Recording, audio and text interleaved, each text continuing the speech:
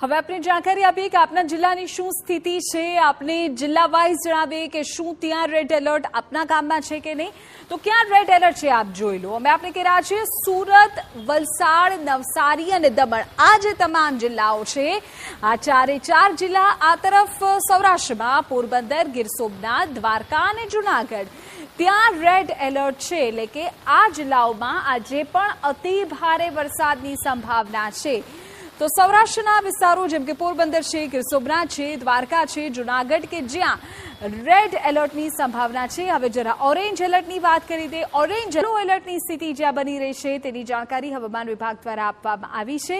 આ તરફ છોટાઉદેપુર, મહીસાગર, દાહોદ અને પંચમહાલ પણ પ્રભાવિત થશે। ત્યાં પણ મધ્યમથી ભારે વરસાદની સંભાવના છે।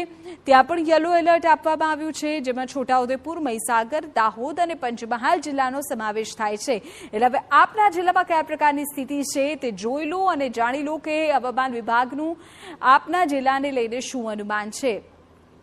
વાત દેવભૂમિ દ્વારકાની કરીએ કારણ કે ત્યાં સૌથી વધુ વરસાદની સ્થિતિ સર્જાય છે। અહીં 24 કલાકમાં 18.5 ઇંચ કરતાં પણ વધુ